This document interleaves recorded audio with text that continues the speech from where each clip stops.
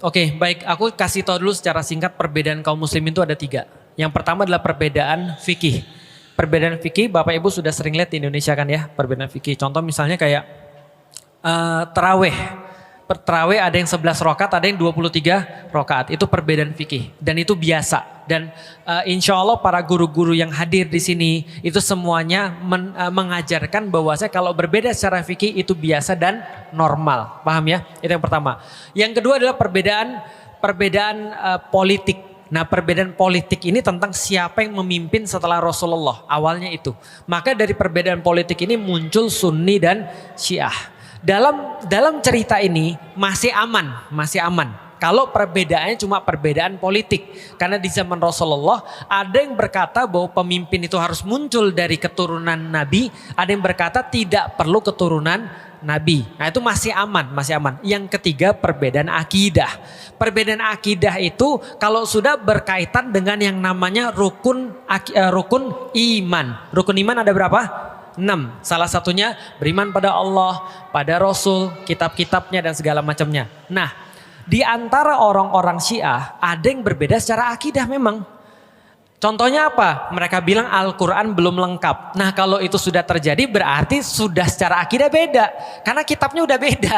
Paham maksudnya ya sampai di sini ya. Tapi kalau cuma kepemimpinan doang itu mungkin oke. Tapi kalau misalnya sudah ada kitab yang baru berarti berbeda akidah. Atau mengatakan misalnya Nabi Muhammad bukan Nabi yang terakhir. Itu juga beda secara akidah. Bisa difahami sampai di detik ini ya. Nah artinya kalau ada perbedaan-perbedaan itu bagaimana cara kita menyikapinya? Oke sekarang aku mau nanya.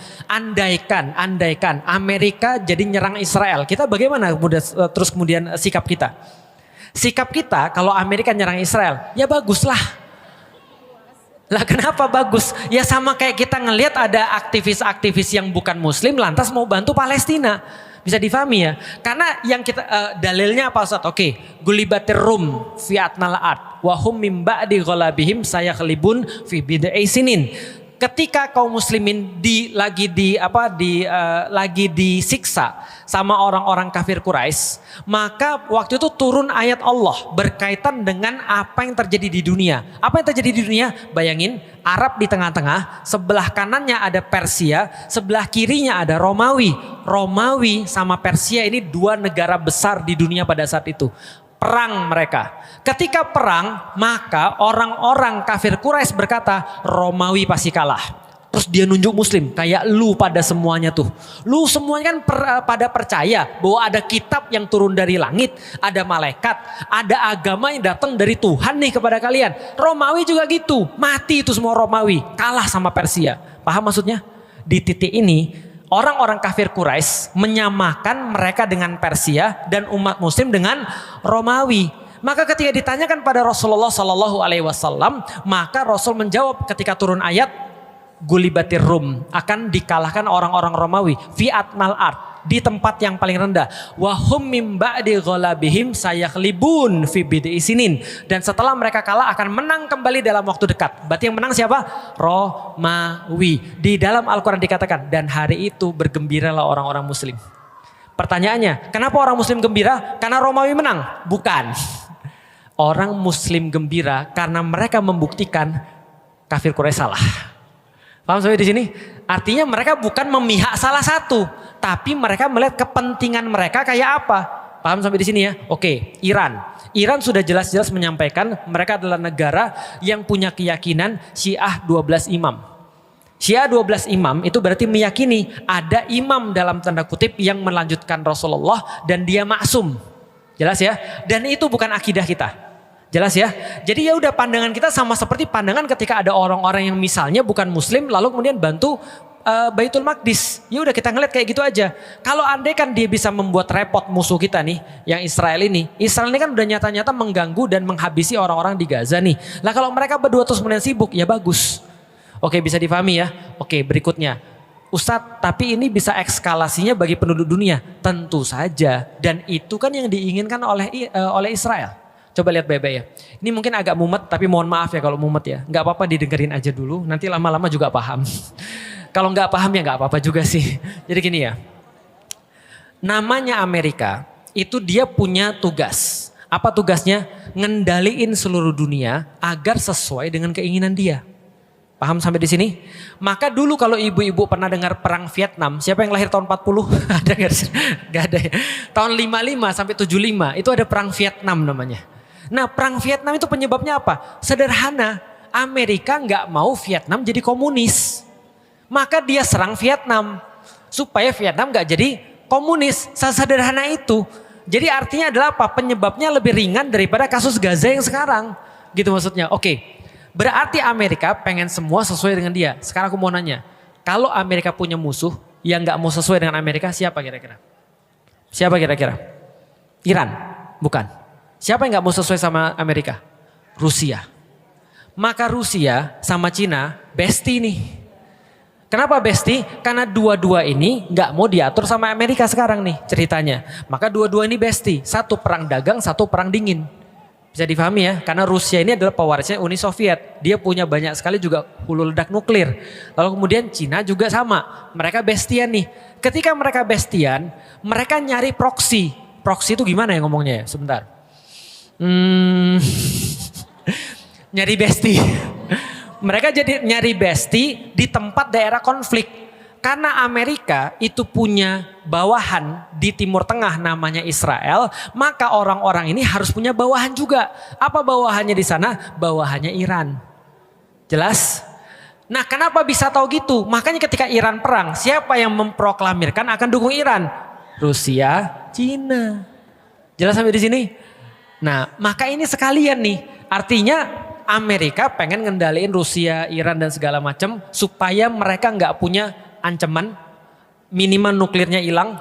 Lalu makanya ada NPT, Nuclear Proliferation Treaty. Lalu kemudian ngendaliin agar mereka nggak punya nuklir, supaya yang bisa punya nuklir siapa? Cuma Amerika dan Israel doang. Paham sampai di sini ya? Nah, mereka mau ngendaliin dunia dan itu harus terjadi. Perang Ukraina itu salah satunya. Karena Amerika nguasain pemerintahnya, Rusia nggak mau. Karena itu dekat Rusia. Ini masalah negara doang. Indonesia gimana? Nonton Indonesia. Kan turut nonton dalam perselisihan dunia kan Indonesia kan gitu. Nah, artinya ini yang terjadi nih. Oke, balik lagi. Kalau kita bahas tentang masalah Iran, apakah Iran menyerang Israel karena dia pro dengan Palestina? Jawabannya tidak. Karena Iran nyerang Israel karena dia diserang duluan, sederhana, gitu kan ya. Dan ada video tuh Netanyahu ngomong ke publik, bikin video. Apa yang dia bilang? Dia bilang begini, saya berbicara pada rakyat-rakyat Iran yang terhormat untuk dalam tanda kutip menggulingkan pemerintahan yang sekarang untuk balik lagi ke masa lalu. Tahu masa lalunya apa? Dia ngomong sendiri. Kita udah jelasin di kajian kita tuh. Apa masa lalunya? Iran sama Israel itu bestie. Baru tahu. Karena yang ngebuat kuil Sulaiman yang kedua itu Iran, itu Persia. Maka mereka dulunya bestie. Maka Netanyahu bilang, mari kita kembali ke masa lalu di mana kita bestian. Bahwa Cyrus Agung itu adalah raja Persia yang luar biasa, itu membangunkan kuil Yahudi buat kami. Maka gulingkan pemerintahan Anda sekarang, lalu kemudian ayolah bareng-bareng kita main bola. Itu kata dia tuh. Artinya dia bukan untuk Palestina, dia justru pengen menjadikan Iran sebagai bagian bestinya dia. Paham sampai di sini? Jadi jangan juga kita heboh bahwasanya dia bantu orang muslim. Enggak juga. Itu memang kepentingannya Iran. Iran gak mau juga dikuasai sama Israel.